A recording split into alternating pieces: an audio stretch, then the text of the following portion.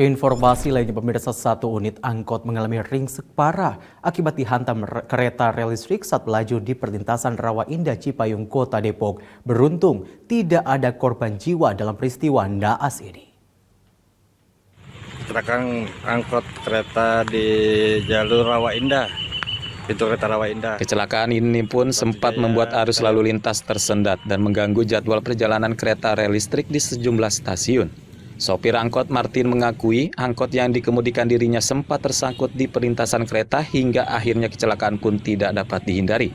Tak ada korban jiwa dalam peristiwa tersebut karena pada saat kejadian angkot yang mengalami kecelakaan ini tidak sedang membawa penumpang. Posisinya ada yang jaga nggak? Ada. Abang tadi berarti sempat keluar dulu ya bang sebelum? Enggak, saya tetap ngakalin. Tapi pas kereta udah makin deket, yang bantuin kabur saya juga kabur. Ada bawa penumpang nggak sih bang? Kosong. Jadi kosong abang sendiri bang? Kosong. Itu posisi mau narik apa? Mau pulang habis nonton ibu. Habis dicatur lah sama ibu. Petugas bersama warga sekitar pun melakukan proses evakuasi terhadap satu unit angkot tersebut. Petugas juga memasang garis polisi di lokasi kejadian. Dama Parmungkas, Garuda TV melaporkan dari Depok, Jawa Barat. Direktorat Reserse Kriminal Umum Polda Sulawesi Selatan meringkus 9 tersangka tindak pidana perdagangan orang terhadap calon pekerja migran Indonesia yang dijanjikan akan dipekerjakan di Malaysia. Salah seorang tersangka merupakan pejabat di kantor imigrasi kelas 1 Makassar.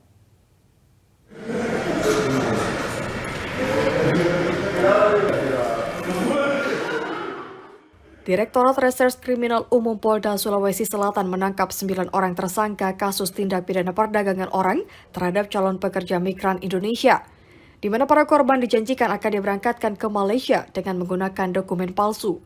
Para pelaku seperti dijelaskan Kapolda Sulawesi Selatan, Inspektur Jenderal Polisi Setio Budi Mumpuni Harso, menjanjikan kepada para korban yang berjumlah 94 orang dipekerjakan sebagai buruh kelapa sawit dengan gaji yang sangat memuaskan, serta memanipulasi data paspor dengan alasan akan mengunjungi keluarga.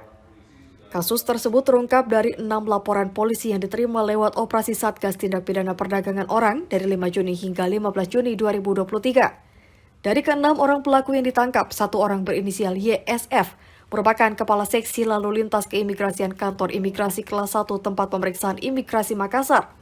Ia berperan membantu penerbitan paspor yang tidak sesuai. Melakukan tindakan yang di luar prosedur, ya, dan dapat kita ungkap sehingga mengurangi risiko dari pekerja-pekerja Indonesia yang berarti yang menjadi korban ilegalitas kasus ini. Dari para tersangka, polisi menyita barang bukti berupa 82 paspor, 7 unit ponsel, KTP para korban, buku tabungan, dan uang tunai senilai 5 juta rupiah. Uang di dalam rekening sekitar 362 juta rupiah yang akan segera diblokir dan tiket pesawat.